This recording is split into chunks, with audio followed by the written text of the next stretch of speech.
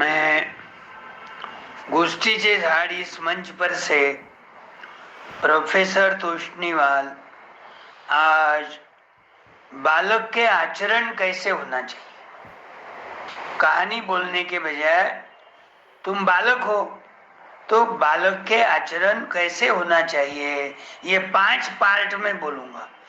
पहला पार्ट है त्यागने नो पहला पार्ट है देश की लाज, दूसरा पार्ट है त्यागने योग्य काम, तीसरा पार्ट है बिना पूछे न करो, चौथा पार्ट है क्षमा मांग लो और पांचवा पार्ट है त्याग।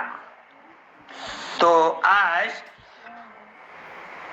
पांचों पार्ट के बारे में शॉर्ट में मैं तुमको बोलूंगा, वैसा तुम्हारा आचरण होना चाहिए। आज तक नहीं था तो इसके आगे उसका पालन करो, तुम्हारा ही भला होने वाला है। इसमें आई बात ध्यान में।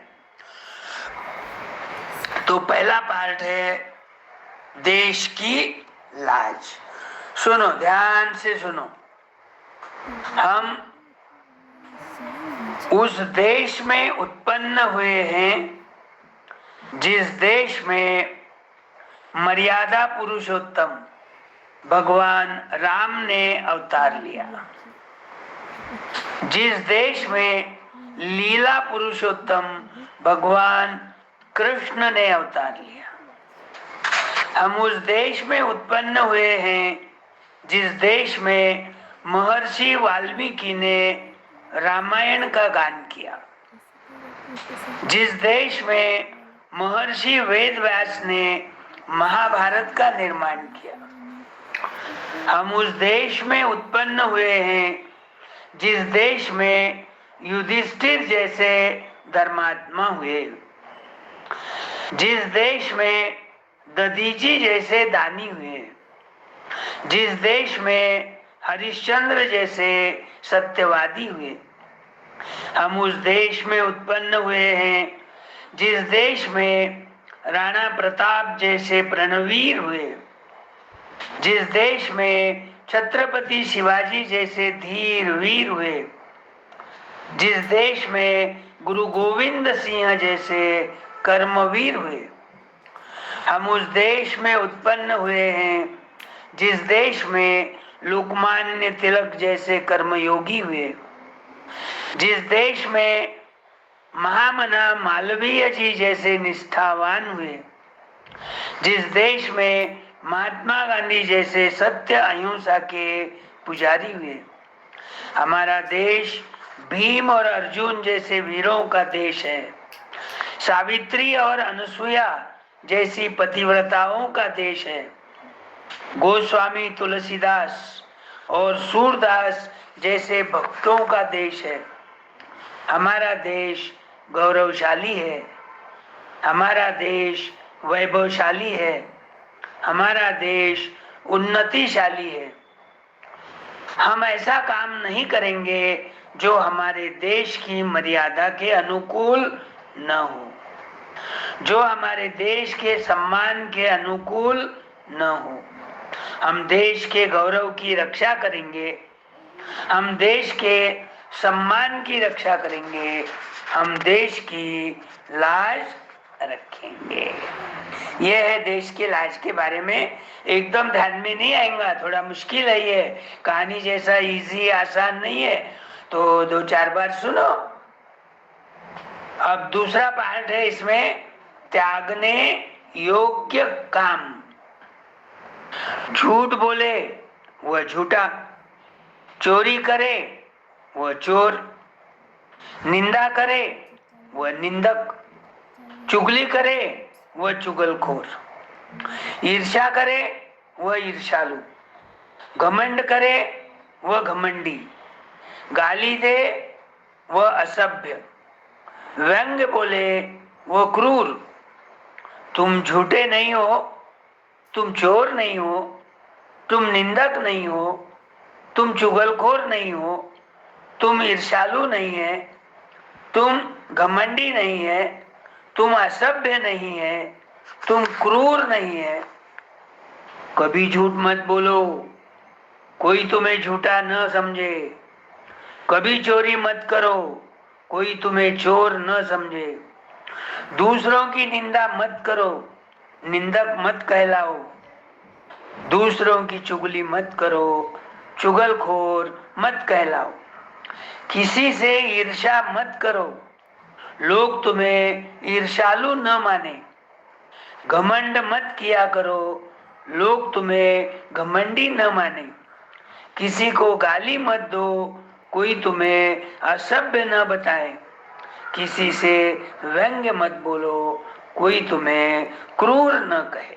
तो ये सारी बातें त्यागने जैसी है। 2-3 बार पढ़ो, तुम्हारे ध्यान में आएंगी। अब तीसरा पार्ट है, बिना पूछे न करो। बिना पूछे किसी की कोई वस्तु मत लो। बिना पूछे किसी कार्यालय में मत जाओ।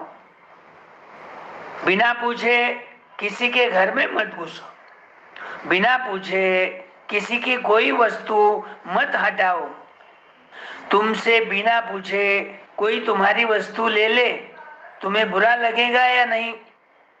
तुमसे बिना पूछे कोई तुम्हारा सामान हटा दे, तुम्हें बुरा लगेगा या नहीं? तुमसे बिना पूछे कोई तुम्हारे पास आ जाए, तुम्हारे काम में बाधा पड़ेगी या नहीं? तुमसे बिना पूछे कोई तुम्हारे घर में घुस आए, तुम्हें बुरा लगेगा या नहीं?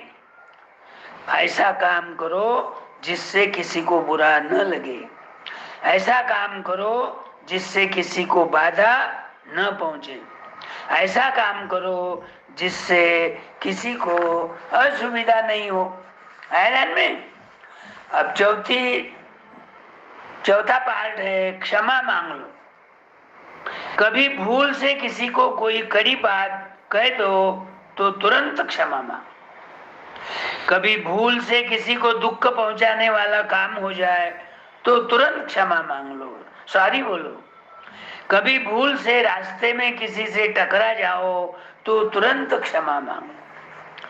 कभी भूल से किसी की वस्तु उठा लो तो तुरंत क्षमा मांग लो। अपनी भूल स्वीकार कर लेना अच्छे पुरुष का लक्षण है। अपनी भूल के लिए क्षमा मांग लो। क्षमा मांग लेना अच्छे पुरुष का लक्षण है। अपनी भूल सुधार लेना अच्छे पुरुष का लक्षण है। अपनी भूल का ठीक मत बताओ, अपनी भूल का समर्थन मत करो, अपनी भूल के कारण मत गिनाओ। अपनी भूल झटपट मान लो, अपनी भूल सुधार लो। अपनी भूल के लिए क्षमा मांग लो। कोई भी गलत काम अपने से हो गया तो तुरंत क्षमा मांगना, सॉरी बोलना, तो सामने वाला तुम्हें तुरंत माफ कर देगा। आयरन में अब लास्ट है त्याग। देखो एक उदाहरण देता हूं मैं। बंदर पकड़ने वाले छोटे मुंह का बर्तन गाड़ते हैं, बर्तन में चने भरते हैं। बंदर आता है, बर्तन में हाथ डालता है, चने की मुट्ठी भरता है, मुट्ठी बर्तन से निकलती नहीं। बंदर चने छोड़ता नहीं। बंदर पकड़ा जाता है। क्यों पकड़ा गया? लोभ में आकर बंदर पकड़ा जाता है। तुम बंदर की भांति लोभ मत करो। त्याग में विवेक है, त्याग में उदारता है, त्याग में मनुष्यता है, त्याग में धर्म है, त्याग में दया है, त्याग में यश है। त्याग से भगवान प्रसन्न होते हैं। दूसरों की भलाई के लिए अपने स्वार्थ का त्याग करो। घर की भलाई के लिए अपने स्वार्थ का त्याग करो। गांव की भलाई के लिए घर के स्वार्थ का त्याग करो। जाति की भलाई के लिए गांव के स्वार्थ का त्याग करो। देश की भलाई के लिए गांव के स्वार्थ का त्याग करो। विश्व की भलाई के लिए देश के स्वार्थ का त्याग करो। त्याग के बिना परोपकार नहीं होता। त्याग के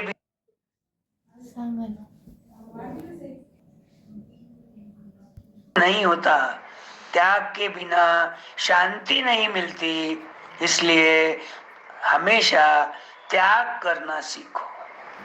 तो ये त्याग के बारे में आए ध्यान में। अब पांचों विषय थोड़े कठिन है, लेकिन 2-3 बार आप पढ़ेंगे, सुनेंगे, बार बार लगाएंगे तो आपके ध्यान में आएगा। आज इतना ही बस। अब कल है तो बालक के आचरण के बारे में और बहुत सारी बातें आपको बताऊंगा, आपके ध्यान में आएंगी। आपके डैडी मम्मी को भी पढ़ने को बोलो, पहली बार ध्यान में नहीं आया तो वो तुम्हें बराबर समझा कर बोलेंगे तो ध्यान में आ जाएंगी बातें। आए ध्यान में? Okay bye.